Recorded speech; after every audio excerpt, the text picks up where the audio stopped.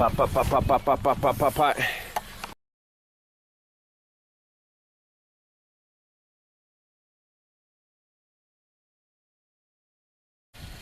everyone, welcome back to Pine Hollow Auto Diagnostics. Today we have a pretty new Subaru 2014 Forester 6-speed manual, which is pretty cool, 120,000 miles. And the customer complaint is engine is running rough, feels like a misfire, parts can and has been unloaded. You got ignition coil, injector, BGR valve, I don't know, a whole bunch of other stuff. And as you can see, it's not happy.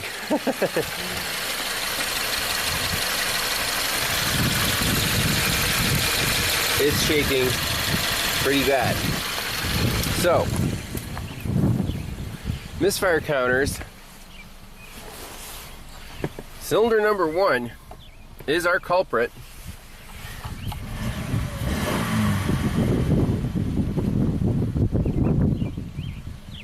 Now if I rev it up, it revs up pretty smoothly.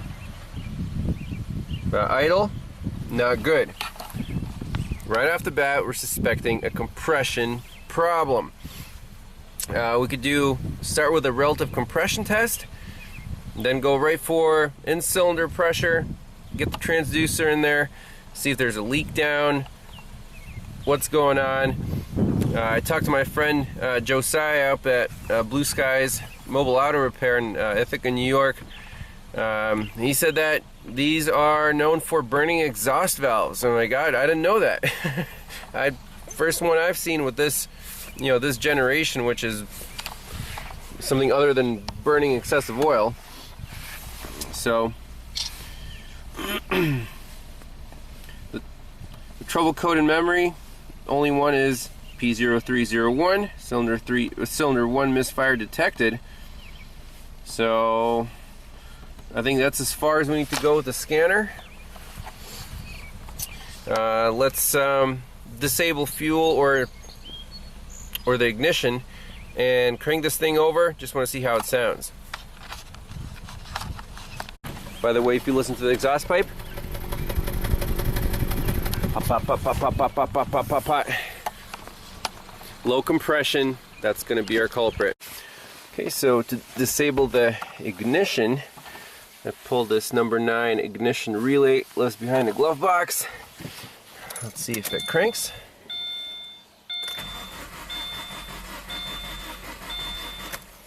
Yep. So now, let's pull in the shop, pop the number 1 spark plug out, put in a pressure transducer, see what's going on. So here's the experiment. Cylinder number 1 popped out the spark plug and the ignition coil. Obviously, parts look pretty new. So pressure transducer is installed. This is channel 1. Turn that on. This is the 265 PSI transducer. In channel 2, I decided hey, it'll be interesting to measure the intake manifold vacuum. This is the old style vacuum transducer. So flip that on, and if the intake valve isn't sealing properly, we'll see some pressure being pushed back into the intake. If the intake manifold pressure looks, fine, then we're suspecting a leaking exhaust valve, and we'll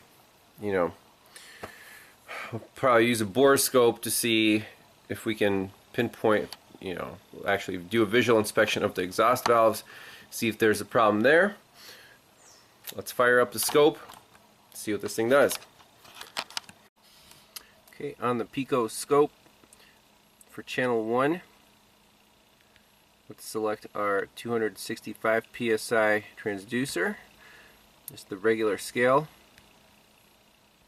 and we'll bump this up to, let's say 135, and then on channel 2 we'll select the vacuum transducer, and we can do inches of mercury, 0 to 30 or minus 15 to 30. Let's just do that one. So we're at 0 right now.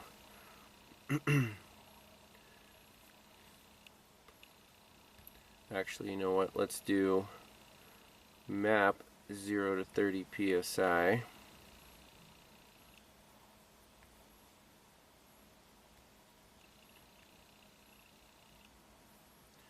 So this will drop to maybe down here. Okay, it's fired up.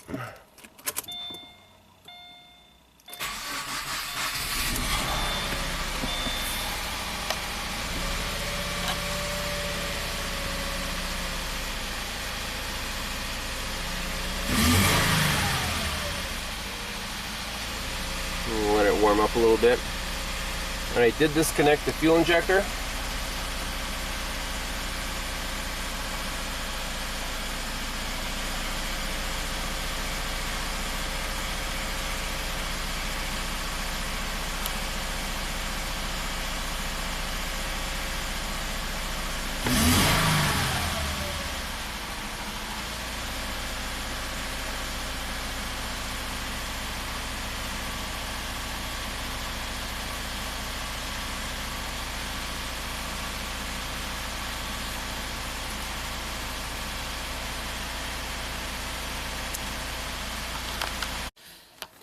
Okay, so let's zoom in on the data. We can see here, obviously, we have cylinder leakage because there's intake manifold vacuum, and then see that pocket is significantly lower than where the cylinder started. If there was no leakage, the piston just goes up and down. If the amount of mixture doesn't change, the pressure should be exactly the same at the start of the compression stroke and at the end of the power stroke. Here, however, if we're losing mixture during the compression stroke, as the piston comes back down, we'll go into a deeper vacuum before the exhaust valve opens. And indeed, delta right there is 1.6 psi. And on our intake manifold, we see the pulses, and if an intake valve was leaking, you would actually see a hump in the red trace right here as number 2, or cylinder number 1 is on the compression stroke. So some of this mixture would make it back into the intake manifold. We're not seeing that, so we're suspecting an exhaust valve problem. We'll save this waveform. I'll definitely share it on the Google Drive. So next we'll get out the boroscope, do a visual inspection on this thing. Well, the pressure transducer wasn't lying. Boom, there's the exhaust valve. It's cracked. That's freaking amazing. I mean, that's a beautiful picture right there. By the way, this is the NTS 500 by TESLONG. And you can easily save a picture.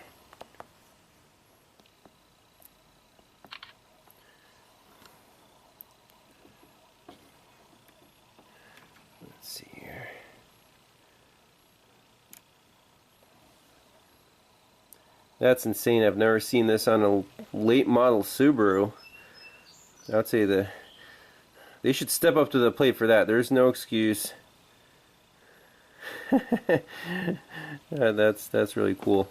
So just needs a valve at this point. And that's the end of the diagnosis. Well, I'm not going to do that work. Just don't feel like messing with timing chains and, you know, turn the head off and all that good stuff. But I'll give the customer a call. They'll do whatever, and that should be it. So thanks all for watching. We'll see you next time. Bye bye.